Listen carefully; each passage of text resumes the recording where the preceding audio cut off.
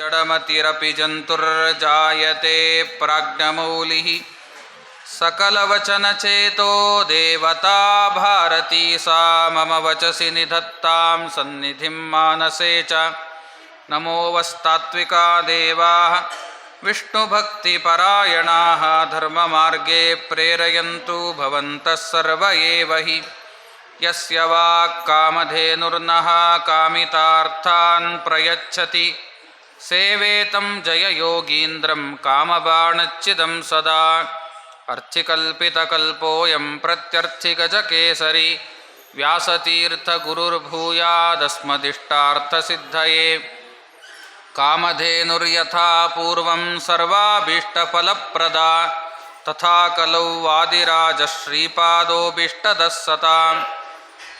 ಪ್ರಣಮತ್ಕಾಮಧೇನುಂಚ ಭಜತ್ಸುರತರೂಪಮಂ ಶ್ರೀಭಾವಬೋಧಕೃತ್ಪಾದಚಿಂತಾಮಣಿಮುಪಾಸ್ಮಹೇ. ಶ್ರೀಮತೋ ರಾಘವೇಂದ್ರಸ್ಯ ನಮಾಮಿ ಪದಪಂಕಜೆ. ಕಾಮಿತಾಶೇಷಕಲ್ಯಾಣಕಲನಾಕಲ್ಪಪಾದಪೋ ಆಪಾದಮೌಲಿಪರ್ಯಂತಂ ಗುರುಣಾಂ ಆಕೃತಿಂ ಸ್ಮರೇತ್. ತೇನ ವಿಘ್ನಾಃ ಪ್ರಣಶ್ಯಂತಿ ಸಿದ್ಧ್ಯಂತಿ ಚ ಮನೋರಥಾಃ. ಸ್ವಸ್ತಿಸ್ಸತಾಂ ನಾರಾಯಣಂ ನಮಸ್ಕೃತ್ಯ ನರಂ ಚೈವ ನರೋತ್ತಮಂ ದೇವೀಂ ಸರಸ್ವತೀಂ ವ್ಯಾಸಂ ತತೋ ಜಯಮುದೀರಯೇತ್. ಶ್ರೀ ಗುರುಭ್ಯೋ ನಮಃ. ಹರಿ ಓಂ ಹರಿ ಓಂ ಹರಿ ಓಂ. ಧರಣಿದೇವಿ ಪ್ರಶ್ನೆಯನ್ನು ಮಾಡ್ತಾ ಇದ್ದಾಳೆ. ಯದಾ ಸ್ಯಾತ್ ದ್ವಾದಶಿ ಸ್ವಲ್ಪಂ ನಿತ್ಯಂ ಕರ್ಮ ಕಥಂ ತದಾ. ಹೋಮಶ್ಚ ವೈಶ್ವದೇವಶ್ಚ ಕದಾ ಕಾರ್ಯ ವದಸ್ವತಂ. ದ್ವಾದಶಿ ಬಹಳ ಅಲ್ಪ ಕಾಲ ಇದ್ದಾಗ ನಾವು ನಿತ್ಯ ಜಪತಪಾದಿಗಳನ್ನು ಮಾಡಿಕೊಳ್ತಕ್ಕಂಥದ್ದು ಉಲ್ಲಂಘನೆ ಮಾಡುವಂತಿಲ್ಲ. ಯಾವಾಗ ಮಾಡಬೇಕಾಗಿದೆ ದ್ವಾದಶಿ ಅಂತನ್ನೋದು ಸಕಾಲಕ್ಕೆ ಪಾಲನೆ ಮಾಡಬೇಕು. ಯಾಕೆ ಅಂತಂದರೆ ವರಾದೇರು ಹೇಳ್ತಾರೆ ದ್ವಾದಶ್ಯಾಂ ದ್ವಾದಶಿರ್ಹಂತಿ ಅಂತ. ಒಂದು ಏಕಾದಶಿಯನ್ನು ಮಾಡಿ ಮಾರನೇ ದಿವಸ ಸಕಾಲಕ್ಕೆ ಪಾಲನೆಯನ್ನು ಮಾಡಿಲ್ಲ ಅಂತಾದರೆ ಅವನಿಗೆ 12 ಏಕಾದಶಿಯ ಪುಣ್ಯ ಹೋಗ್ತದೆ. ಹಾಗಿದ್ರೆ ತಾನು ಏಕಾದಶಿ ಮಾಡೋದು ಮತ್ತು ದ್ವಾದಶಿ ಸಕಾಲಕ್ಕೆ ಪಾಲನೆ ಮಾಡಲಿಲ್ಲ ಅಂದರೆ 12 ಏಕಾದಶಿ ಪುಣ್ಯ ಕಳ್ಕೊಳ್ಳೋದು. ಇಷ್ಟಕ್ಕೋಸ್ಕರ ಏಕಾದಶಿ ಮಾಡಬೇಕಾಗಿದ್ದರೆ ಹಾಗಿದ್ರೆ ಸಕಾಲಕ್ಕೆ ಪಾಲನೆ ಮಾಡೋದು ಕೂಡ ಉತ್ತಮವಾಗಿರ್ತಕ್ಕಂಥ ಪಕ್ಷ. ಹಾಗೆ ಪಾಲನೆಯನ್ನು ಮಾಡೋದ್ರಿಂದ ಆ ಏಕಾದಶಿ ವ್ರತ ಅದು ಪೂರ್ಣವಾಗಿ ಫಲವನ್ನು ಕೊಡ್ತದೆ ಅಂತನ್ನೋ ಕಾರಣಕ್ಕೆ ಆ ಏಕಾದಶಿಯನ್ನು ನಾವೆಷ್ಟು ನಿಷ್ಠೆಯಿಂದ ಮಾಡ್ತೀವೋ, ನಿರಾಹಾರವಾಗಿ ಪರಮಾತ್ಮನನ್ನೇ ಚಿಂತನೆ ಮಾಡಿಕೊಂಡು ಏಕಾದಶಿಯನ್ನು ಮಾಡೋದು ಒಂದು ಪಕ್ಷ ಆದರೆ, ದ್ವಾದಶಿ ಸಕಾಲಕ್ಕೆ ಪಾಲನೆ ಆಗಬೇಕು ಅಂತನ್ನೋದನ್ನು ಮತ್ತೆ ವರಾಹದೇವರು ತಿಳಿಸ್ತಾ ಇದ್ದಾರೆ. ಯಾಕೆಂದರೆ ಸ್ವಲ್ಪ ಕಾಲ ಮೀರ್ತು ಅಂತಂದರೆ ಆ ಏಕಾದಶಿಯ ಪುಣ್ಯ ಬರೀ ಒಂದು ಏಕಾದಶಿ ಪುಣ್ಯ ಅಲ್ಲ, 12 ಏಕಾದಶಿಯ ಪುಣ್ಯ ಹೋಗಿಬಿಡ್ತದೆ ಎಚ್ಚರ ಅಂತ. ಹಾಗಿದ್ರೆ ನಾವೆಲ್ಲರೂ ಕೂಡ ಇಷ್ಟ ತನಕ ಪರಮಾತ್ಮ ಹೇಳ್ದ ನೀವು ಸತ್ಕರ್ಮಗಳನ್ನು ಮಾಡಿರಿ, ಸ್ನಾನ ಆನ್ನಿಕ ಯಾವುದು ಬಿಡಬೇಡ್ರಿ. ದ್ವಾದಶಿ ಬಂದಿದೆ ಮತ್ತೆ. ಹಾಗಿದ್ರೆ ನಾವು ಎಷ್ಟೊತ್ತಿಗೆ ಹೇಳಬೇಕು, ಎಷ್ಟೊತ್ತಿಗೆ ಎದ್ದು ಸ್ನಾನ ಮಾಡಬೇಕು, ಎಷ್ಟೊತ್ತಿಗೆ ಆ ಸಂಧ್ಯಾವಂದನಾದಿ ಜಪತಪಾದಿ ಕರ್ಮಗಳನ್ನು, ದೇವಪೂಜಾನ, ವೈಶ್ವದೇವವನ್ನು, ಅಥವಾ ಹೋಮ ಇದ್ದರೆ ಯಾವಾಗ, ಶ್ರಾದ್ದ ಇದ್ದರೆ ಯಾವಾಗ ಮಾಡಬೇಕು, ಇದೆಲ್ಲವೂ ಕೂಡ ಧರಣಿದೇವಿ ಪ್ರಶ್ನೆ. ಅದಕ್ಕೆ ಪರಮಾತ್ಮ ಹೇಳ್ತಾನೆ ಅರುಣೋದಯ ಕಾಲಕ್ಕೆ ಮುಂಚಿತವಾಗಿ ನಾವು ಸ್ನಾನ ಮಾಡುವಂತಿಲ್ಲ. ಅದನ್ನು ಹೇಳ್ತಾರೆ. ಸರಿಯಾಗಿರ್ತಕ್ಕಂಥ ಕ್ರಮ ಅಂದರೆ ಅದು ನಾವು ಸ್ನಾನ ಮಾಡಬೇಕಾದ ಎಷ್ಟೊತ್ತಿಗೆ ಅಂದರೆ 4 ಗಂಟೆ ಮೇಲೆ ಸ್ನಾನ ಮಾಡಬೇಕು. ಪ್ರತಿ ದಿವಸವೂ ಅಷ್ಟೇ 4ರೊಳಗೆ ಸ್ನಾನ ಮಾಡುವಂತಿಲ್ಲ. ಆದರೆ ದ್ವಾದಶಿ ದಿವಸ ಬಂತು ಅಂತಂದಾಗ ಮಾತ್ರ ದೇವರು ಸ್ವಲ್ಪ ಕನ್ಸೆಷನ್ ಕೊಡ್ತಾನೆ. ಸ್ವಲ್ಪ ಮುಂಚಿತವಾಗಿ, ಅದು ಕೂಡ ಒಂದು 20 ನಿಮಿಷ ನಾವು ಮುಂಚಿತವಾಗಿ ಸ್ನಾನ ಮಾಡಬಹುದು ಅಂತ ಪರಮಾತ್ಮ ದ್ವಾದಶಿಯ ದಿವಸ ಮಾತ್ರ ನಮಗೆ ಆಜ್ಞೆಯನ್ನು ಕೊಟ್ಟಿದ್ದಾನೆ. ಹಾಗೆ ನಾವು ಬೇಗೆದ್ದು ಸ್ನಾನಾದಿಗಳನ್ನು ಕ್ರಮಬದ್ಧವಾಗಿ ಮಾಡಿಕೊಂಡು ನಂತರದಲ್ಲಿ ಆ ಆನ್ಹಿಕಾದಿಗಳನ್ನು ಮಾಡಿಕೊಂಡು ಎಷ್ಟೊತ್ತಿಗೆ ಮತ್ತೆ ಇನ್ನು ಒಂದು ಪ್ರಶ್ನೆ ಬರ್ತದೆ. ತರ್ಪಣವನ್ನು ಕೊಡಬೇಕಾದ್ರೆ, ಬ್ರಹ್ಮಯಜ್ಞ ಮಾಡಬೇಕಾದ್ರೆ, ಬ್ರಹ್ಮಯಜ್ಞ ಅಂತಂದರೆ ದೇವ ಋಷಿ ಆಚಾರ್ಯ ತರ್ಪಣವನ್ನು ಕೊಡೋದಕ್ಕೆ ಬ್ರಹ್ಮಯಜ್ಞ ಅಂತ ಕರೀತಾರೆ. ತರ್ಪಣಾದಿಗಳನ್ನು ಕೊಡೋದು ಯಾವಾಗ ಅಂತಂದರೆ ಸೂರ್ಯೋದಯ ಆದಮೇಲೆ ಕೊಡಬೇಕು. ಸೂರ್ಯ ಇಲ್ಲದೇನೆ ತರ್ಪಣ ಕೊಡಲಿಕ್ಕೆ ಸಾಧ್ಯ ಇಲ್ಲ ಅಂತ ಒಂದು ಕ್ರಮ. ಸೂರ್ಯೋದಯನೇ ಆಗಿರೋದಿಲ್ಲ ಅಥವಾ ದ್ವಾದಶಿ ಅಲ್ಪ ಇರ್ತದೆ, ತರ್ಪಣ ಕೊಡದೇನೆ ಊಟ ಮಾಡ್ಬೋದಾ, ಹಾಗಿದ್ದರೆ ಪಾರಣೆ ಮಾಡ್ಬೋದಾ ಅಂತ ಪ್ರಶ್ನೆ ಬಂದಾಗ ಅದಕ್ಕೆ ಪರಮಾತ್ಮ ಹೇಳ್ತಾನೆ, ದ್ವಾದಶಿ ಸೂರ್ಯೋದಯಕ್ಕೆ ಮುಂಚಿತವಾಗಿ 20 ನಿಮಿಷ ಅದು ಸೂರ್ಯೋದಯ ಅಂತಲೇ ಲೆಕ್ಕ ಅಂತ ಪರಮಾತ್ಮ. ದ್ವಾದಶಿ ದಿವಸ ಮಾತ್ರ ಆ ದ್ವಾದಶಿ ಸೂರ್ಯೋದಯಕ್ಕೆ ಎಷ್ಟು ಟೈಮ್ ಅಂತಿರ್ತದೋ ಅದಕ್ಕೆ 20 ನಿಮಿಷ ಮೊದಲಿಗೇನೆ ನಾವು ತರ್ಪಣ ಮತ್ತು ವೈಶ್ವದೇವ ಹಸ್ತೋದಕಾದಿಗಳೆಲ್ಲವನ್ನು ಕೂಡ ಮಾಡಬಹುದು. ಅದಕ್ಕೆ ಮುಂಚಿತವಾಗಿ ಮಾಡುವಂತಿಲ್ಲ. ಹಾಗಿದ್ದರೆ ನಾವು ವೈಶ್ವದೇವ ಮಾಡಬೇಕಾದರೂ ಕೂಡ ಸೂರ್ಯೋದಯ ಆಗಿರಬೇಕು, ಅಥವಾ ಬ್ರಹ್ಮಯಜ್ಞ ಮಾಡಬೇಕಾದರೂ ಕೂಡ ತರ್ಪಣಾದಿಗಳನ್ನು ಕೊಡಬೇಕಾದರೂ ಕೂಡ ಅದು ಸೂರ್ಯೋದಯ ಆಗಿರಬೇಕು. ಶ್ರಾದ್ದ ಮಾಡಬೇಕಾದರೂ ಮತ್ತು ಪಿಂಡ ಪ್ರದಾನಾದಿಗಳನ್ನು ಮಾಡಬೇಕಾದರೆ ಅದು ಸೂರ್ಯೋದಯ ಆಗಿರಬೇಕು. ಹಾಗಿದ್ದರೆ ಆ ಸೂರ್ಯೋದಯ ಅಂತನ್ನೋದು ಅದು ಸರಿಯಾಗಿರ್ತಕ್ಕಂಥ ಸೂರ್ಯೋದಯ ಸಮಯಕ್ಕೆ ಅಂತ ಮಾಡೋದು ಅಂತ ಅರ್ಥ ಅಲ್ಲ. ದ್ವಾದಶಿ ದಿವಸ ಅದಕ್ಕೆ ಒಂದು ಘಟಿಕ ಅಂತಂದರೆ 20 ನಿಮಿಷ ಅಂತ ಅರ್ಥ. 20 ನಿಮಿಷಗಳ ಕಾಲ ಮುಂಚಿತವಾಗಿ ಕೂಡ ಸೂರ್ಯೋದಯ ಅಂತ ಲೆಕ್ಕ ಇಟ್ಟುಕೊಂಡು ಆಗ ನಾವು ಕೂಡ ತರ್ಪಣಾದಿಗಳನ್ನು ಅಥವಾ ವೈಶ್ವದೇವ ಶ್ರಾದ್ದಾದಿಗಳನ್ನು ಅಂದರೆ ಪಿಂಡ ಪ್ರದಾನಗಳನ್ನು ಮಾಡಲಿಕ್ಕೆ ಬರ್ತದೆ ಅಂತ ಪರಮಾತ್ಮ ನಮಗೆ ತಿಳಿಸ್ಕೊಡ್ತಾ ಇದ್ದ. ಹಾಗಿದ್ರೆ ಅಷ್ಟನ್ನು ಅಲ್ಲಿ ಮುಗಿಸಿ ತಾನು ಸೂರ್ಯೋದಯ ಆಗಲಿಕ್ಕೆ ಕೈನಲ್ಲಿ ಆಪೋಷಣ ಹಾಕ್ಕೊಂಡು ಕಾಯ್ತಾ ಇರಬೇಕಂತ. ಸೂರ್ಯೋದಯ ಆದ ಕೂಡಲೇ ತಾನು ದ್ವಾದಶಿ ಪಾರಣೆಯನ್ನು ಮಾಡಬೇಕು ಅಂತ ಇದು ಪರಮಾತ್ಮ ಹೇಳ್ತಾ ಇದ್ದಾನೆ. ಹಾಗಿದ್ರೆ ಎಷ್ಟು ನಾವು ದ್ವಾದಶಿ ಮೇಲೆ ಆ ಟೈಮ್ ಬಹಳ ನಾವು ಕೂಡ ಕೀಪಪ್ ಮಾಡಬೇಕು. ಅಂಬರೀಷ್ ಚಕ್ರವರ್ತಿಯ ಕಥೆಯಲ್ಲಿ ಕೇಳ್ತೇವಲ್ಲ ನಾವು, ಸಾಧನೆ ದ್ವಾದಶಿ ಬಂದಿತ್ತು. ದೂರ್ವಾಸರಂಥ ಮಹಾ ಜ್ಞಾನಿವರೆಣ್ಯರನ್ನು ಸನ್ಯಾಸಿಗಳನ್ನು, ಅದು ಪರಮಹಂಸ ಸನ್ಯಾಸಿಗಳವರು, ಸಾಕ್ಷಾತ್ ರುದ್ರದೇವರ ಅವತಾರ ಬೇರೆ, ಅವರನ್ನು ಆ ಅಲ್ಪದ್ವಾದಶಿ ಅಥವಾ ಸಾಧನೆ ದ್ವಾದಶಿ ದಿವಸ ಪಾರಣಕ್ಕೆ ಅಂತ ಕರೆದಿದ್ದ. ಯಾರು? ಅಂಬರೀಷ್ ಚಕ್ರವರ್ತಿ. ಅವರು ಬರೋದು ಪಾಪ ತಡ ಆಗಿಬಿಡ್ತು. ತಡ ಆದರೆ ಏನು ಮಾಡಬೇಕಾಗಿದ್ದರೆ, ಈ ಕಡೆಗೆ ಸಕಾಲಕ್ಕೆ ಪಾರಣೆ ಮಾಡಲಿಲ್ಲ ಅಂದರೆ 12 ಏಕಾದಶಿಯ ಪುಣ್ಯ ಹೋಗಿಬಿಡ್ತದೆ. ಮತ್ತು ಪಾರಣೆ ಮಾಡಿ ಕೂತ್ಕೊಂಬೋಣ ಅಂದರೆ ಬ್ರಾಹ್ಮಣರನ್ನು ಕರೆದಿದ್ದೀನಿ, ಮೇಲೆ ಸನ್ಯಾಸಿಗಳವರು, ಅವರ ಉಲ್ಲಂಘನೆ ಆಗತ್ತೆ.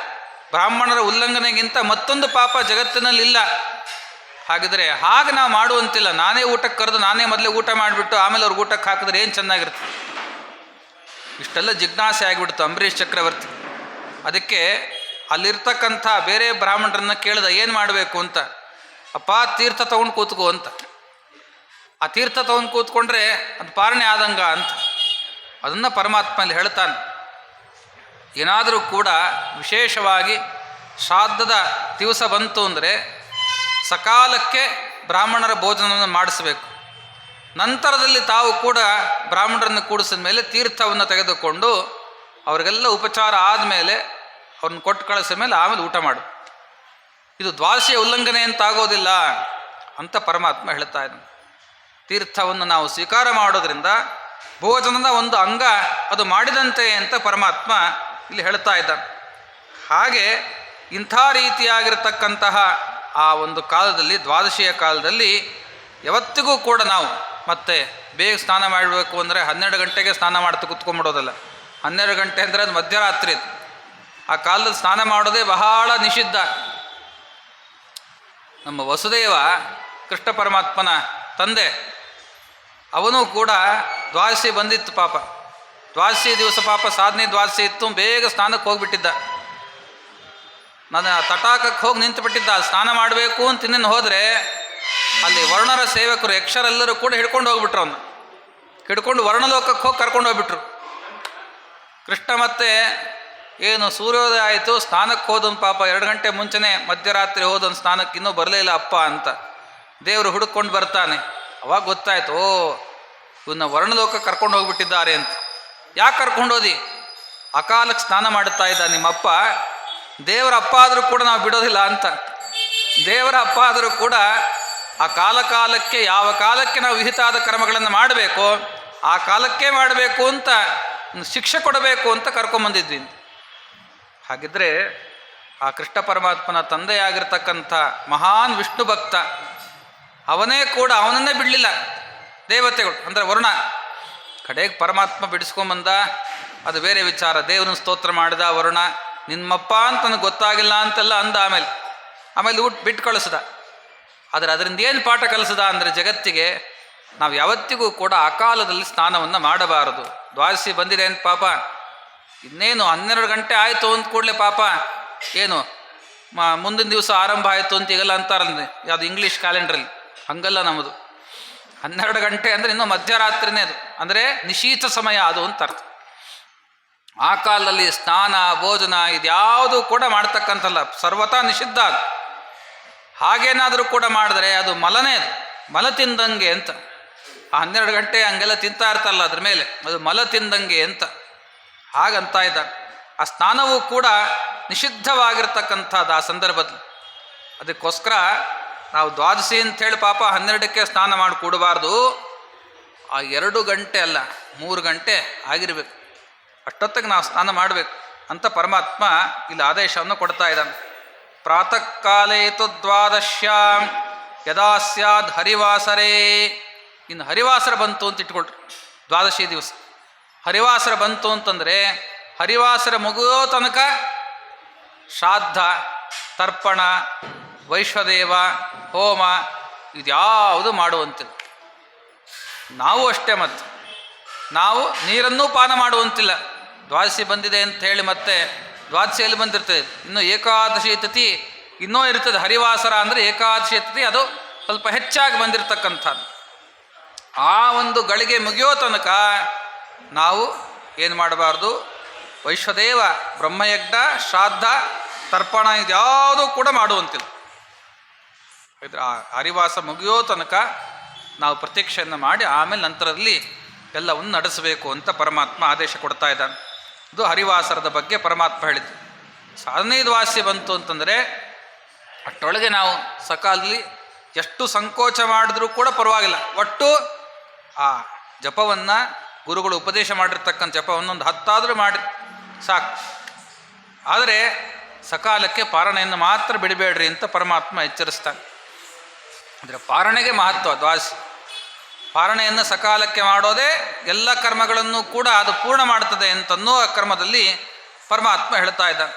ಹೀಗೆ ಅಂಥ ರೀತಿಯಲ್ಲಿ ಕೂಡ ನಾವು ಮಾಡಬೇಕು, ದ್ವಾದಶಿ ಆಚರಣೆಯನ್ನು ಮಾಡಬೇಕು ಅಂತ ತಿಳಿಸಿಕೊಟ್ಟು, ಇನ್ನು ನಮ್ಮ ಧರಣಿದೇವಿ ಕೇಳ್ತಾ ಇದ್ದಾಳೆ, ಈ ಏಕಾದಶಿ ಅಂತನ್ನೋದು ಅದು ಹರಿವಾಸರ ಅಂತ ಕರೆಸ್ಕೊಂಡಿತ್ತು, ಪರಮಾತ್ಮನ ವಾಸರ. ಯಾಕೆಂದರೆ ಎಲ್ಲ ತಿಥಿಗಳನ್ನು ಕೂಡ ಅನೇಕ ದೇವತೆಗಳು ನನ್ನ ತಿಥಿ ಆಗಲಿ ಅಂದರೆ ನಾನು ಈ ದಿವಸಕ್ಕೆ ದೇವತೆ ಅಂತ ಒಪ್ಪಿಕೊಂಡ್ರಂತೆ. ಇದೇ ವರಾಪುರಾಣದಲ್ಲಿ ಕೂಡ ಆರಂಭದಲ್ಲಿ ಬರ್ತದೆ. ಪ್ರಥಮಾ ತಿಥಿ, ದ್ವಿತೀಯ ತಿಥಿ, ತೃತೀಯ, ಚತುರ್ಥಿ, ಪಂಚಮಿ, ಷಷ್ಠಿ, ಸಪ್ತಮಿ, ಅಷ್ಟಮಿ, ನವಮಿ, ಇಷ್ಟರ ತನಕ ಅನೇಕ ದೇವತೆಗಳು ಕೂಡ ಇದು ನಮ್ಮ ವಾಸರವಾಗಲಿ, ನಾವು ಇದಕ್ಕೆ ಅಭಿಮಾನಿಗಳಾಗ್ತೀವಿ ಅಂತ ಒಪ್ಪಿಕೊಂಡ್ರಂತೆ. ಅದರ ಕಡೆಗೆ ಉಳಿದಿದ್ದು 3 ದಿವಸ ಉಳೀತು, ದಶಮಿ, ಏಕಾದಶಿ, ದ್ವಾದಶಿ. ಇದನ್ನು ಯಾರು ಇದನ್ನು ಒಪ್ಕೊತೀರಿ, ಅಭಿಮಾನಿಗಳಾಗ್ತೀರಿ ಇದಕ್ಕೆ ಅಂತ ಕೇಳಿದಾಗ ಪರಮಾತ್ಮ ಸ್ವತಃ ತಾನೇ ಬಂದಂತೆ, ಈ 3 ದಿವಸವೂ ಕೂಡ ನನ್ನ ದಿವಸ ಅಂತ, ಅದರಿಂದ ಹರಿದಿನ ಅಂತ ಕರೀತಾರೆ. ದಶಮಿ, ಏಕಾದಶಿ, ದ್ವಾದಶಿ ಈ 3 ದಿವಸಕ್ಕೂ ಕೂಡ ದಿನತ್ರಯ ಅಂತೇನು ಕರೀತಾ ಇದ್ದಾರೆ, ಅದು ಹರಿಯ ದಿನ ಅಂತ, ಪರಮಾತ್ಮನಿಗೆ ಮೀಸಲಿರ್ತಕ್ಕಂಥ ದಿವಸ. ವಿಷ್ಣುವೇ ದಶಮಿ, ಏಕಾದಶಿ, ದ್ವಾದಶಿ ಆ 3ಕ್ಕೂ ಕೂಡ ದೇವತೆ ಅಂದರೆ ಪರಮಾತ್ಮನ. ಆ ಕಾರಣಕ್ಕೋಸ್ಕರವಾಗಿ ನಾವು ಏಕಾದಶಿಯನ್ನು ಮಾಡ್ತೀವಿ ಅಂದರೆ ಬರೀ ದಶಮಿ ಪಾಪ 3 ಹೊತ್ತು ತಿಂದ್ಬಿಟ್ಟು, ದ್ವಾದಶಿ ಪಾಪ ಏಕಾದಶಿ ಮಾತ್ರ ತಿಂದಿರಲ್ಲ ಪಾಪ, ನಿರಾಹಾರ ಮಾಡಿರ್ತಾ ಅಂತ ಇಟ್ಕೊಳ್ರಿ. ಇನ್ನು ದ್ವಾದಶಿ ಮಾತ್ರ ಅದನ್ನು 3 ಹೊತ್ತು ಹೊಡೆದುಬಿಟ್ರೆ ಇದು ನಿಜವಾಗ್ಲೂ ಏಕಾದಶಿ ಪುಣ್ಯ ಬರ್ತದ ಅಂತಂದರೆ ಸರ್ವಥಾ ಅಲ್ಲ. ಹಾಗಿದ್ರೆ ಆ ದಿನತ್ರಯ ನಿಯಮವನ್ನು ಹೇಳಬೇಕು ಅಂತ ಧರಣಿದೇವಿ ಕೇಳ್ತಾಳೆ. ಹೇಗೆ ಮಾಡಿದ್ರೆ ನಮಗೆ ಏಕಾದಶಿಯ ಪುಣ್ಯ ಬರಲಿಕ್ಕೆ ಸಾಧ್ಯ ಅಂತ. ಏಕಾದಶಿ ಮಾಡಬೇಕು ಅಂದರೆ 1 ದಿವಸದ್ದಲ್ಲ, ಅದು 3 ದಿವಸದ ನಿಯಮ. ಅದು ದಶಮಿ ಒಂದೇ ಹೊತ್ತು ಊಟ ಮಾಡಬೇಕಂತ, ದ್ವಾದಶಿನೂ ಒಂದೇ ಹೊತ್ತು ಊಟ ಮಾಡಬೇಕಂದ್ರೆ ಪಾರಣೆಯನ್ನು ಮಾಡಿ ಏನು ಮುಗಿಸಿರ್ತಾನೆ ಅಷ್ಟು. ಮತ್ತು ಏಕಾದಶಿ ಅಂತೂ ಸಂಪೂರ್ಣವಾಗಿ ನಿರಾಹಾರ. ಹೀಗೆ ಮಾಡಿದರೆ ಅದು ಏಕಾದಶಿಯ ವ್ರತ ಪೂರ್ಣವಾಗಿರ್ತಕ್ಕಂಥ ಫಲವನ್ನು ಕೊಡ್ತದೆ ಅಂತ ಈ ರೀತಿಯಾಗಿ ತಿಳಿಸಿದ್ದಾರೆ. ಇನ್ನು ಅಸುಕೃತ್ ಜಲಪಾನಾಚ್ಚ ಸಕೃತ್ ತಾಂಬೂಲ ಚರವಣಾನ್ ಉಪವಾಸ ಪ್ರಣಶ್ಯೇತ ಸ್ವಾಪಾಚ್ಚ ಮೈಥುನಾತ್. ದಶಮಿ ದಿವಸ ಮತ್ತು ದ್ವಾದಶಿ ದಿವಸ ಅಲ್ಲಿ ವಿಶೇಷವಾಗಿ ತಾಂಬೂಲ ಚರವಣ ವರ್ಜ್ಯ ಅಂತ ಅದೊಂದು ಹೇಳಿದ್ದಾರೆ. ತಾಂಬೂಲವನ್ನು ಕೂಡ ದಶಮಿ ನಾವು ತಾಂಬೂಲ ಹಾಕೊಳ್ಳುವಂತಿಲ್ಲ, ದ್ವಾದಶಿನೂ ಅಷ್ಟೇ. ಮತ್ತೆ ದಶಮಿ ಮತ್ತು ದ್ವಾದಶಿ 2 ದಿವಸಗಳ ಕಾಲ ತಾಂಬೂಲ ವರ್ಜ್ಯ. ಅಷ್ಟೇ ಯಾಕೆ, ಮತ್ತೆ ಅಲ್ಲಿ ಕರೆದಿರ್ತಕ್ಕಂಥ ಪದಾರ್ಥ ತೈಲ ಪಾಕ ಯಾವುದು ಕೂಡ ಎಣ್ಣೆಯಲ್ಲಿ ಕರೆದಿರ್ತಕ್ಕಂಥ ಪದಾರ್ಥವನ್ನು ತಿನ್ನಬಾರದು. ಏಕಾದಶಿ ಅಂತೂ ಸರ್ವತ ಎಲ್ಲ ನಿಷಿದ್ಧನೇ. ಆದರೆ 2 ದಿವಸವೂ ಕೂಡ ಗಮನಿಸ್ಬೇಕು ನಾವು. ಇದರ ಮೇಲೆ ಪರಮಾತ್ಮ ಹೇಳ್ತಾ ಇದ್ದಾನೆ. ಮತ್ತು ಅಲ್ಲಿ ವಿಶೇಷವಾಗಿ ತಾನು ದಿವಾಸ್ವಾಪ ನ ಕರ್ತವ್ಯ. ಇನ್ನು ಏಕಾದಶಿ ಬಂದರೆ ಯಾವತ್ತಿಗೂ ಕೂಡ ಹಗಲು ನಿದ್ರೆ ಮಾಡಲೇಬಾರ್ದು. ದಿವಸ ಏಕಾದಶಿ ವಿಶೇಷವಾಗಿ ಮಾಡಲೇಬಾರ್ದು ಅಂತ ಹೇಳಿದ್ದ. ಏಕಾದಶಿ ನಿದ್ರೆ ವರ್ಜ್ಯ ಅಂತ. ನೀವು 15 ದಿವಸ 14 ದಿವಸ ಬೇಕಾದ್ರೆ ಚೆನ್ನಾಗಿ ತಿಂಗಳಿಗೆ ಒಂದು 28 ದಿವಸ ಚೆನ್ನಾಗಿ ನಿದ್ದೆ ಮಾಡಿರಿ, ಬೇಡ ಅಂತನ್ನಲ್ಲ. 2 ದಿವಸ ಮಾತ್ರ ನೀವು ಆ ನಿದ್ರೆಯನ್ನು ಸ್ವಲ್ಪ ಬದಿಗೆ ಒತ್ತಿಡ್ರಿ. ಆ 2 ದಿವಸ ಯಾವುದು? ಶುಕ್ಲ ಪಕ್ಷದ ಏಕಾದಶಿ, ಕೃಷ್ಣ ಪಕ್ಷದ ಏಕಾದಶಿ. 2 ದಿವಸವೂ ಕೂಡ ಆ ಜಾಗರ ಅಂತ ಮಾಡಬೇಕಂತ. ನಾವು ಅಹೋರಾತ್ರಿ ಆ ಪರಮಾತ್ಮನ ಸಂಕೀರ್ತನೆಯನ್ನು ಕೂಡ ಮಾಡ್ತಾ ಆ ದಿನತ್ರಯ ವ್ರತವನ್ನು ಯಾರು ಮಾಡ್ತಾರೋ ಅವರಿಗೆ ನನ್ನ ಲೋಕವನ್ನೇ ಪರಮಾತ್ಮ ಕೊಡ್ತೀನಿ ಅಂತಂತಾನೆ. ಅಂತಹ ಪುಣ್ಯ ಅವರಿಗೆ ಬಹಳ ಹೆಚ್ಚು ಅಂತ ದೇವರು ಹೀಗೆ ಹೇಳ್ತಾ ಇದ್ದಾನೆ. ಅದರಿಂದ ಸರ್ವತ್ರ ವ್ರತಃ ಏಕಾದಶ್ಯಾಂ ಏಕೈಕಂ ಕರ್ಣಾದಧಿ. ಏಕಾದಶಿಯಲ್ಲಿ ಒಂದೊಂದು ಕೂಡ ಹೆಚ್ಚೆಚ್ಚು ಮಾಡ್ತಾ ಹೋದರೆ ಯಾವುದ್ಯಾವುದನ್ನು ಬಿಡ್ತಾ ಹೋಗ್ತಿರೋ ಅಷ್ಟಷ್ಟೇ ಹೆಚ್ಚು ಪುಣ್ಯ ನಿಮಗೆ ಕೊಡ್ತೀನಿ ಅಂತ. ನೋಡ್ರಿ, ಒಂದು ಸರ್ತಿ ಒಂದು ಒಪ್ಪತ್ತು ಊಟ ಮಾಡೋದು ಬಿಟ್ಟರೆ ಅದು 2 ಪಟ್ಟು ಹೆಚ್ಚು ಪುಣ್ಯ ಏಕಾದಶಿ ಮಾಡಿದ್ದು. ಯಾವಾಗ? ದಶಮಿ ಮತ್ತು ದ್ವಾದಶಿ ದಿವಸ. ಇನ್ನು ಕರೆದಿದ್ದು ಪರೆದಿದ್ದು ಪದಾರ್ಥ ಬಿಟ್ಟರೆ ಅದಕ್ಕೂ ಹೆಚ್ಚು ಪುಣ್ಯ ಕೊಡ್ತೀನಿ ಅಂತ ಪರಮಾತ್ಮ ಏಕಾದಶಿ ಮಾಡಿದ್ದಕ್ಕೆ. ಅದಲ್ಲದೇನೆ ಮತ್ತೆ ಇನ್ನು ಅದಶಯನ, ಹಾಸಿಗೆ ಮುಟ್ಟಬಾರ್ದಂತ.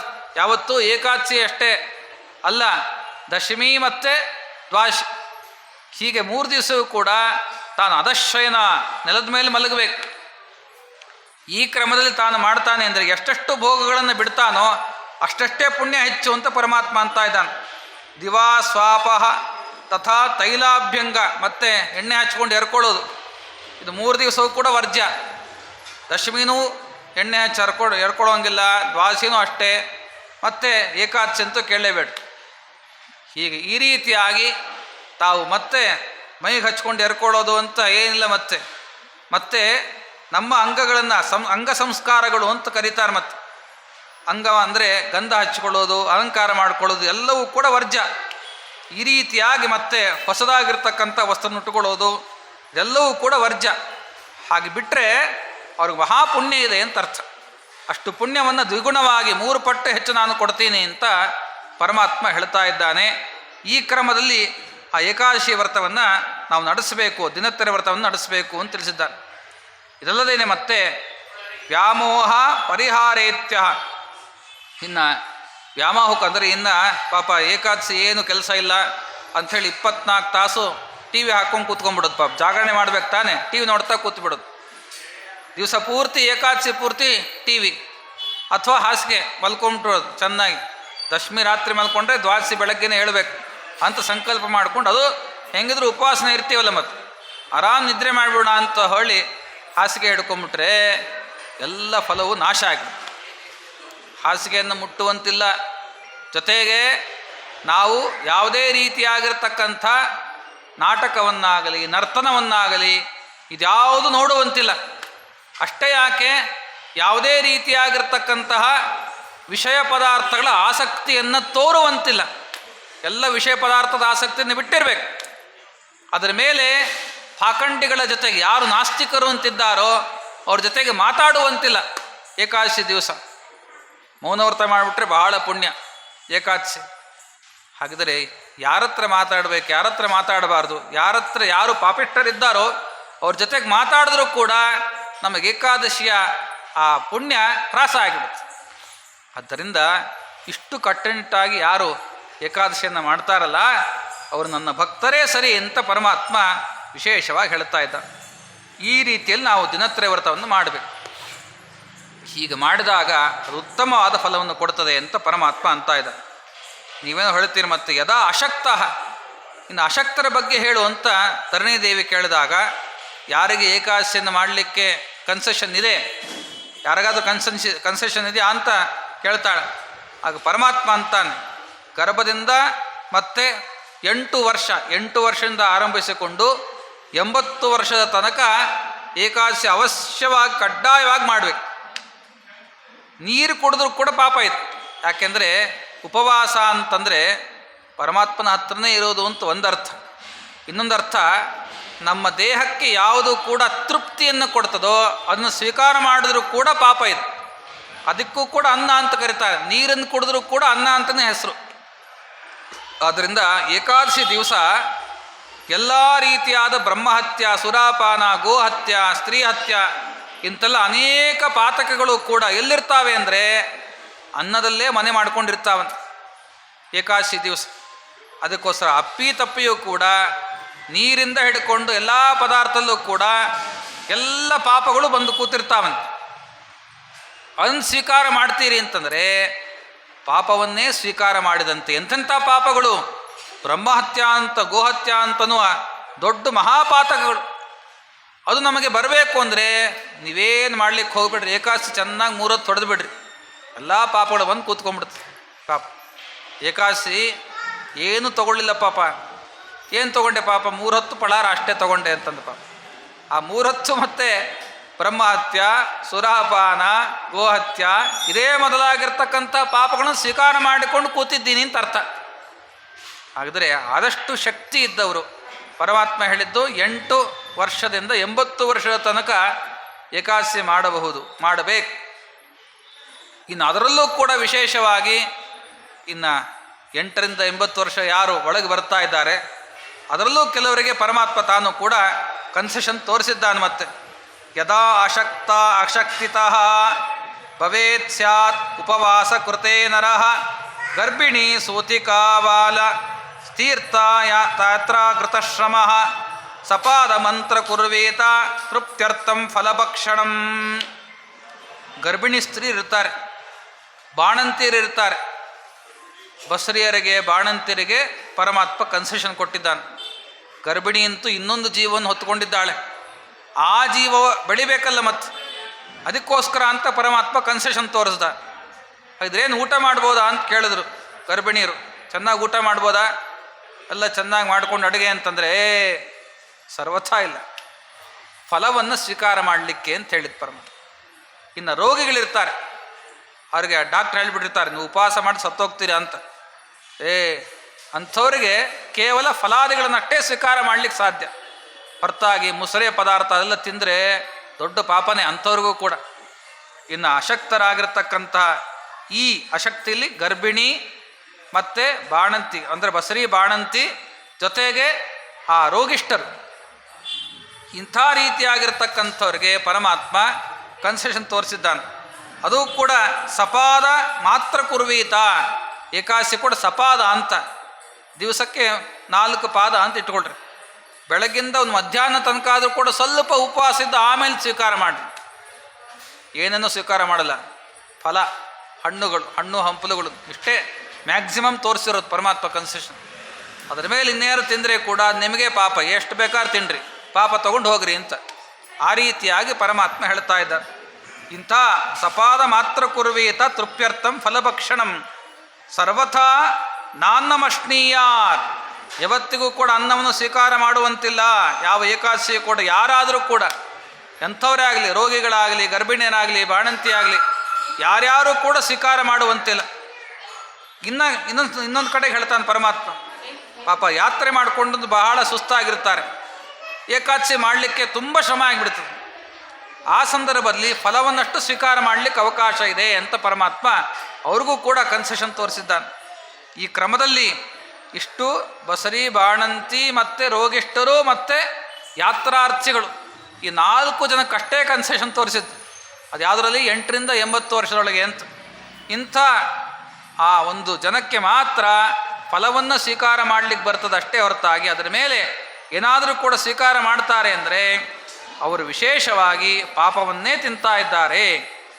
ಮಹಾಪಾದ್ಯಪಿಯಾ ಅಶ್ನೀಯಾತ್ ಯದನ್ನಂ ಅಕರಾದಿಶ ಅಶೀದಿನೇ.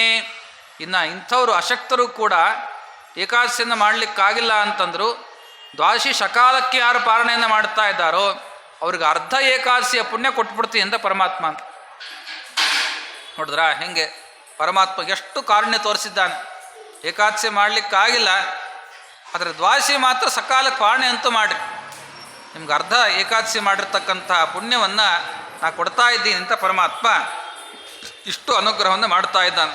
ಆ ಕಾರಣಕ್ಕೋಸ್ಕರವಾಗಿ ಪರಮಾತ್ಮ ಏಕಾದಶಿ ವ್ರತ ಎಷ್ಟು ಮಹತ್ವವಾದದ್ದು, ಎಲ್ಲ ವ್ರತಗಳು ಕೂಡ ಏಕಾದಶಿ ವ್ರತದ ಹಿಂದೆಯೇ ಅಂತ ಮತ್ತೆ ಪರಮಾತ್ಮ ತಾನು ಕೂಡ ತಿಳಿಸ್ತಾ ಇದ್ದಾನೆ. ಮಹಾಪಾದ್ಯ ಅಪಿ ಯೋ ಅಶ್ನಾತ್ ಯದನ್ನಂ ಏಕಾದಶಿ ದಿನೇ. ಯಾರು ಏಕಾದಶಿ ದಿವಸ ಅನ್ನವನ್ನು ತಿಂತಾ ಇದ್ದಾರೋ ಸರ್ವಥಾ ನಾನ್ನಮಷ್ಟಿಯಾತ್. ಅವ್ರು ಅನ್ನವನ್ನು ತಿನ್ನೋದಿಲ್ವಂತೆ. ಏನು ತಿಂತಾ ಇದ್ದಾರೆ ಹಾಗಿದ್ರೆ ಅಂತ ಕೇಳಿದ್ರೆ ಕ್ರಿಮಿಗಳನ್ನೇ ತಿಂತಾ ಇದ್ದಾರೆ, ಇದರಲ್ಲಿ ಸಂಶಯ ಬೇಡ ಅಂತ ಪರಮಾತ್ಮ. ಕ್ರಿಮಿಗಳನ್ನೇ ತಿಂತಾ ಇದ್ದಾರೆ. ಮಹಾಪದ್ಯಂ ಇವ ಅಷ್ಣೀಯಾತ್ ಪಾದಾನ್ನಂ ಏಕಾದಶಿ ದಿನೇ ಮಾಂ ಚ ಚಲ ವರ್ಣ ಚಲ ಲವಣಂ ಚ ಮಾಂಸಯೋ ಅಷ್ಣೀಯಾತ್ ತಿಲಮಾತ್ರತಃ.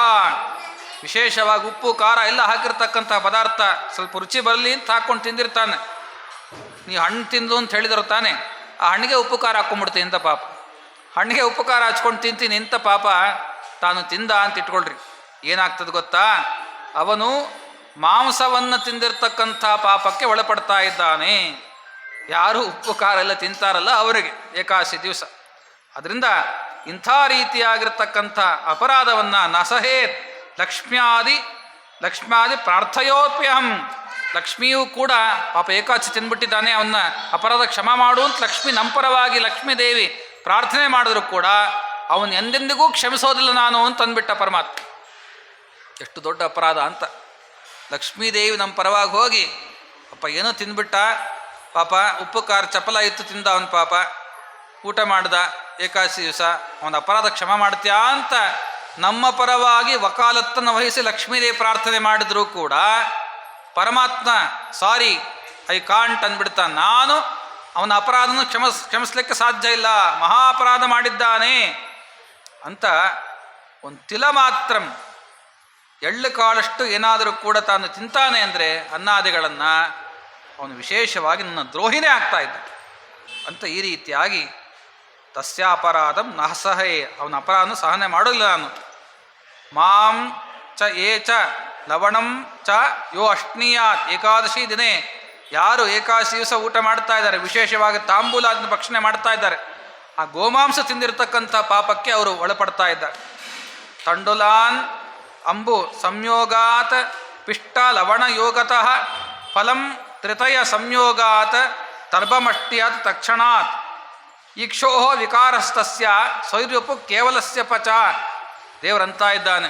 ಹಾಗಿದ್ರೆ ಇಷ್ಟೆಲ್ಲ ರೀತಿಯಾಗಿರ್ತಕ್ಕಂಥದ್ದು ವರ್ಜ್ಯ, ಅಕ್ಕಿ ಮುಂತಾದ ಧಾನ್ಯಗಳು ಸ್ವೀಕಾರ ಮಾಡುವಂಥದ್ದು ಏಕಾದಶಿ. ಫಲ ಅಂತನ್ನೋದಕ್ಕೆ ಅರ್ಥ ಬರ್ದ.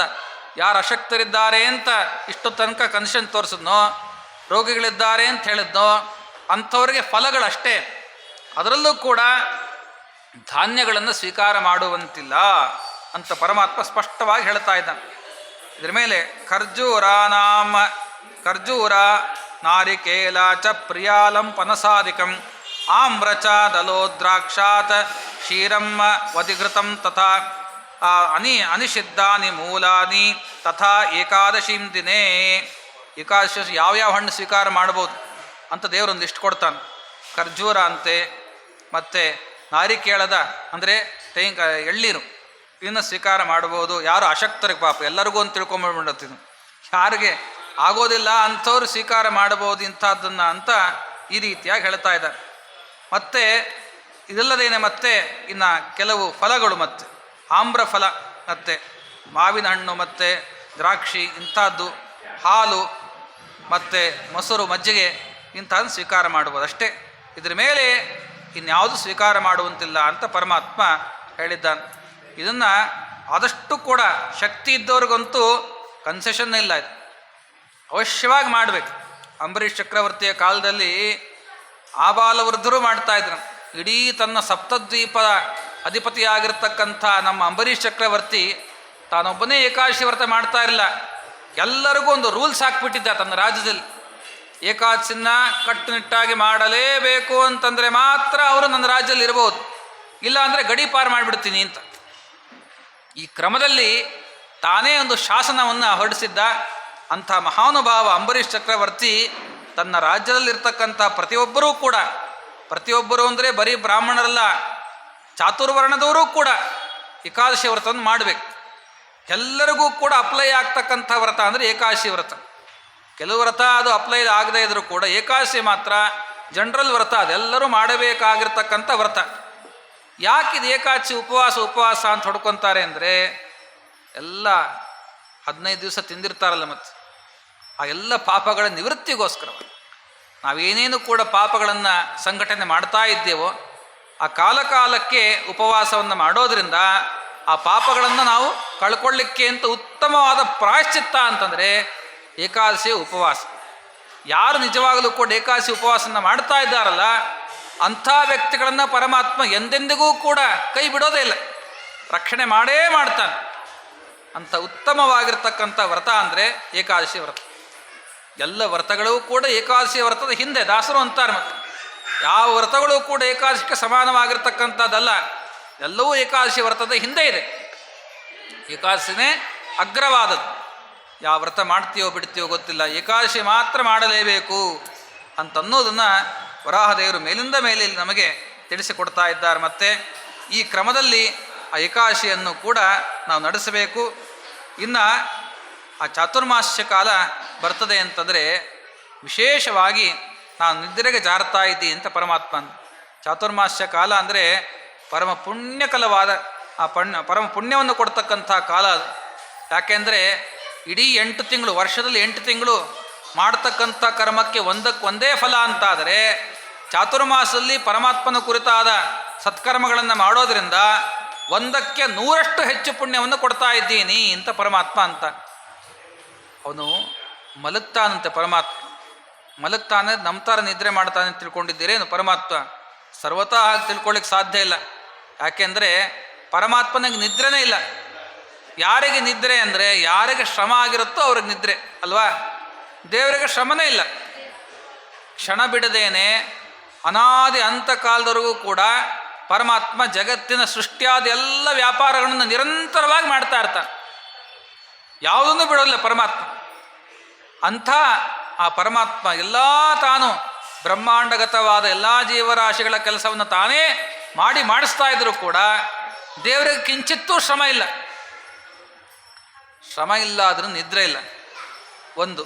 ಇನ್ನೊಂದು, ಯಾರಿಗೆ ಶ್ರಮ ಆಗತ್ತೆ, ನಮ್ಮಂಥ ಪಂಚಭೌತಿಕ ಶರೀರ ಯಾರಿಗಿದೆಯೋ ಅಂಥವ್ರಿಗೆ ಶ್ರಮ ಆಗ್ತದೆ. ಪರಮಾತ್ಮನ ನಮ್ಮಂಥ ಮೂಳೆ ಮಜ್ಜ ಮಾಂಸ ಅಸ್ಥಿ ಇಂಥ ಶರೀರ ಅಲ್ಲ ದೇವರದ್ದು. ಅದು ಜ್ಞಾನಾನಂದಮಯವಾದ ಶರೀರ ಅದು ಪರಮಾತ್ಮನ. ಅಂತನ್ನೋ ಕಾರಣಕ್ಕೆ ಈ ಶರೀರಕ್ಕೆ ಸುಸ್ತಾಗತ್ತೆ, ನೀರಡಿಕೆ ಆಗತ್ತೆ, ಹಸಿವೆ ಆಗತ್ತೆ, ನಿದ್ರೆ ಬರ್ತದೆ ಪಂಚಭೌತಿಕ ಶರೀರ ಇದ್ದರೆ. ಆದರೆ ಪರಮಾತ್ಮನಿಗೆ ಸರ್ವಥಾ ಇದು ಯಾವುದೂ ಇಲ್ಲ. ಪರಮಾತ್ಮನ ದೇಹವೇ ಜ್ಞಾನಾನಂದಮಯವಾದದ್ದು. ಪರಮಾತ್ಮ ಪೂರ್ಣನಾಗಿದ್ದಾನೆ, ಅವನಿಗೆ ಹಸಿವೆ ಆಗಬೇಕು ಅಂತೇನಿಲ್ಲ ಇಲ್ಲ. ದೇವರು ಪೂರ್ಣಮಸಿ ಪೂರ್ಣಮ್ಮೇ ಭೂಯಾಹ ಅಂತ ಹೇಳಿದಂತೆ ಎಲ್ಲದರಲ್ಲೂ ಕೂಡ ಪೂರ್ಣನಾಗಿದ್ದಾನೆ ಪರಮಾತ್ಮ. ಅದರಿಂದ ದೇವರಿಗೆ ಯಾವುದೇ ರೀತಿಯಾಗಿರ್ತಕ್ಕಂಥ ಹಸಿವೆ, ನೀರಡಿಕೆ ಅಥವಾ ಅವನಿಗೆ ನಿದ್ರೆ ಅಂತನ್ನೋದು ಇಲ್ಲವೇ ಇಲ್ಲ. ಚಾತುರ್ಮಾಸ ಕಾಲದಲ್ಲಿ ನಾನು ನಿದ್ರೆ ಮಾಡ್ತೀನಿ ಅಂತ ವರಾಹದೇವರು ಹೇಳ್ತಾ ಇದ್ದಾರಲ್ಲ, ಮತ್ತೆ ಹೇಗೆ ತಗೋಬೇಕದು? ಯಾವ ನಿದ್ರೆ ಅದು? ಯಾವ ನಿದ್ರೆ ಅಂತಂದರೆ ದೇವ್ರ ನಿದ್ರೆ ಇಲ್ಲ ಅಂತನ್ನೋದನ್ನು ದಶಮಸ್ಕಂದ ಭಾಗವತಲ್ಲಿ ನಮಗೆ ವಾದರಾಜ ಸ್ವಾಮಿಗಳು ನಿರೂಪಣೆ ಮಾಡಿಕೊಡ್ತಾರೆ, ವ್ಯಾಖ್ಯಾನ ಮಾಡಬೇಕಾದ್ರೆ. ರುಕ್ಮಿಣೀಶ ವಿಜಯದಲ್ಲಿ ನಮ್ಮ ಯಶೋಧ ಎಲ್ಲ ಕೂಸು ರಾತ್ರಿ ಆದರೆ ಮಲ್ಕೊಳ್ತದೆ, ನನ್ನ ಮಗ ಮಲ್ಕೊಳ್ತಾ ಇಲ್ಲ ಅಂತ ಕೃಷ್ಣನ ತೊಟ್ಟಲ್ಲಿ ಹಾಕಿ ತೂಗ್ತಾ ಏ ಸ್ವಾಪಂ ಪ್ರಾಪಯ ಗೋವಿಂದ, ಕೃಷ್ಣ ಮಲಗೋ ಅಂತ ಬಹಳ ಪ್ರಾರ್ಥನೆ ಮಾಡಬೇಕಂತ. ಏನಾದರೂ ಕೂಡ ಮಲಗ್ತಾನೆ ಇರಲಿಲ್ಲ.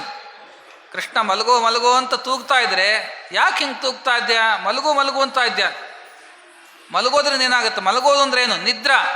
ನಿದ್ರಾಮಾಶ್ರಯ ಗೋವಿಂದ ಅಂತ ಪ್ರಾರ್ಥನೆ ಮಾಡಬೇಕವಳು. ಆಗ ಪ್ರಾರ್ಥನೆ ಮಾಡಿದ ದೇವ್ರಂದ, ಏನದು ನಿದ್ರಾ ಅಂದ್ರೆ ಏನು ಅಂತ ಕೇಳ್ದ. ಮಲಗೋದು ಅಂದ್ರೆ ಏನು, ಅದು ನಿದ್ದೆ ಅಂದ್ರೆ ಏನದು ದೇವ್ರಿಗೆ ಗೊತ್ತೇ ಇಲ್ಲ ಅಂತ ಪಾಪ. ಯಾಕೆಂದ್ರೆ ಯಾವತ್ತೂ ನಿದ್ರೆ ಮಾಡೋದು ಅಲ್ಲ ಪರಮಾತ್ಮ. ನಿದ್ರೆ ಮಾಡದೇ ಇದ್ದವ್ರಿಗೆ ಮತ್ತೆ ನಿದ್ರೆ ಬಗ್ಗೆ ಏನು ಗೊತ್ತು ಅಲ್ವಾ? ಹಾಗಿದ್ದಂತೆ ಇಂಥ ಪರಮಾತ್ಮ, ಕೃಷ್ಣ ಪರಮಾತ್ಮ ಯಶೋದೆ ಕೇಳ್ದ, ಏನಮ್ಮ ನಿದ್ರೆ ಅಂದರೆ? ಅಪ್ಪ, ನಿದ್ರೆ ಅಂದರೆ ರಾತ್ರಿ ಎಲ್ಲರೂ ಕೂಡ ಕಣ್ಣು ಮುಚ್ಚಿ ಮಲ್ಕೊತಾರೆ, ಅದಕ್ಕೆ ನಿದ್ರೆ ಅಂತಂದು. ಹೌದಾ? ಇದರಿಂದ ಏನಾಗುತ್ತೆ? ಕಿಂ ತಸ್ಯ ಪ್ರಯೋಜನಂ, ನಿದ್ರೆ ಮಾಡೋದು ಏನು ಪ್ರಯೋಜನ ಅಂತಂದರೆ ನೀನು ಶ್ರಮ ಎಲ್ಲವೂ ಕೂಡ ನಾಶ ಆಗತ್ತೆ. ಆದ್ದರಿಂದ ಎಲ್ಲರಿಗೂ ಕೂಡ ಮತ್ತೆ ದೇಹ ರೀಚಾರ್ಜ್ ಆಗ್ತದೆ. ಹೌದಾ? ನಾ ಮಲ್ಕೋಬೇಕು ತಾನೆ, ಆಯ್ತು, ಹಿಂಗೆ ಮಲ್ಕೋಬೇಕು ತಾನೆ ಕಣ್ಣು ಮುಚ್ಕೊಂಡು. ದೇವರು ಒಂದೇ ಒಂದು ನಿಮಿಷ ಕಣ್ಣು ಮುಚ್ಚಿದ, ಆಮೇಲೆ ಕಣ್ಣು ತೆಗೆದ, ನಿದ್ರೆ ಆಗೋಯ್ತು ನಂದು ಅಂತಂದ ಪರಮಾತ್ಮ. ಮತ್ತೆ ಹಾಲು ಕೊಡು ಅಂತಂದ. ಯೋ ಹಣೆ ಬಾರನೆ, ಯಾಕೆ ಹಿಂಗೆ ಮಾತಾಡ್ತೀಯೋ? ಅಮ್ಮ, ನಂಗೆ ನಿದ್ರೆ ಮಾಡೋದು ಗೊತ್ತೇ ಇಲ್ಲ ಅಂತಂದ. ನಾನು ನಿದ್ರೆ ಮಾಡಿದ್ರೆ ಜಗತ್ತಲ್ಲಿರ್ತದೆ, ಜಗತ್ತೇ ನಾಶ ಆಗ್ತಕ್ಕಂಥ ಪ್ರಸಂಗ ಬರ್ತದೆ.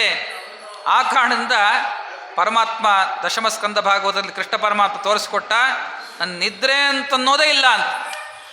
ಚಾತುರ್ಮಾಸ ಕಾಲದಲ್ಲಿ ಪರಮಾತ್ಮ ಮಲಗ್ತಾನೆ ಅಂತಂದರೆ ಏನರ್ಥ ಅಂದರೆ ದೇವರು ಯೋಗ ನಿದ್ರೆಯನ್ನು ಮಾಡ್ತಾನೆ. ಯೋಗ ನಿದ್ರೆ ಅಂದರೆ ಏನು ಗೊತ್ತಾ?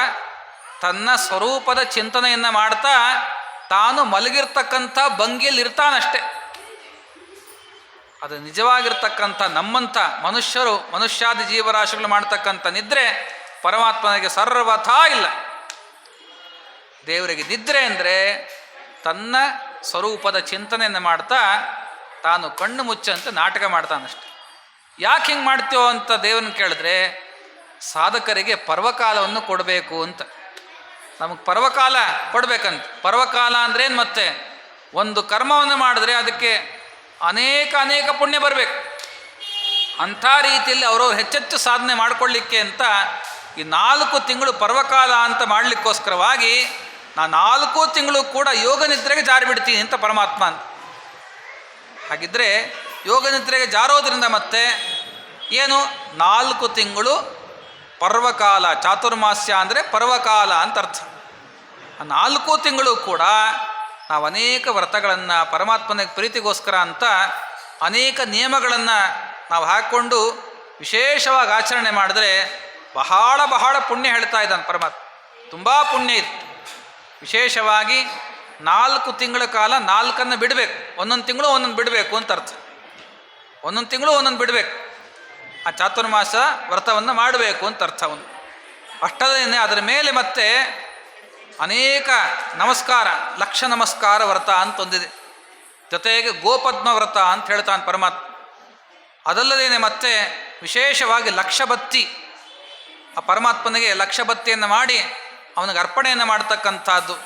ಇದು ಅನೇಕ ವ್ರತಗಳನ್ನು ಕೂಡ ಪರಮಾತ್ಮ ಹೇಳ್ತಾನೆ. ದಾನವನ್ನು ಕೊಡ್ತಕ್ಕಂಥದ್ದು ಇದೆಲ್ಲವೂ ಕೂಡ ಆಚರಣೆ ಮಾಡೋದ್ರಿಂದ ಆ ಚಾತುರ್ಮಾಸದಲ್ಲಿ ಹೆಚ್ಚೆಚ್ಚು ಪುಣ್ಯವನ್ನು ಕೂಡ ನಾವು ಗಳಿಸಲಿಕ್ಕೆ ಕಾರಣ ಇದೆ ಅಂತ ದೇವರು ಧರಣಿ ದೇವಿಗೆ ಹೇಳ್ತಾ ಇದ್ದಾನೆ. ಧರಣಿ ದೇವಿ ಪ್ರಶ್ನೆ ಮಾಡ್ತಾಳೆ, ಹಾಗಿದ್ರೆ ಆ ಚಾತುರ್ಮಾಸ ಕಾಲದಲ್ಲಿ ಏನದು, ಏನು ಬಿಡಬೇಕು, ಏನು ಹಿಡಿಬೇಕು, ಯಾವ ಅನೇಕ ವ್ರತಗಳಿದ್ದಾವೆ, ಅದರ ಫಲವೇನು, ಎಲ್ಲವೂ ಕೂಡ ಹೇಳುವಂತ ಆ ಪರಮಾತ್ಮ ಪ್ರಶ್ನೆ ಮಾಡ್ತಾ ಇದ್ದಾಳೆ. ಮತ್ತೆ ಅದನ್ನು ನಾಳೆ ದಿವಸ ಅದನ್ನು ತಿಳಿದು ಯಥಾಮತಿ ಈ ಒಂದು ವರಾಹ ಪುರಾಣದ ಚಾತುರ್ಮಾಸ ಮಹಾತ್ಮೆಯನ್ನು ಕೂಡ ಗುರುಗಳ ಅಂತರ್ಯಾಮಿಗಿರ್ತಕ್ಕಂಥ ಪರಮಾತ್ಮನಿಗೆ ನಾಳೆ ದಿವಸ ಅರ್ಪಣೆ ಮಾಡೋಣ ಅಂತ ಶ್ರೀಕೃಷ್ಣಾರ್ಪಣಮಸ್ತು. ಹರಯೇ ನಮಃ.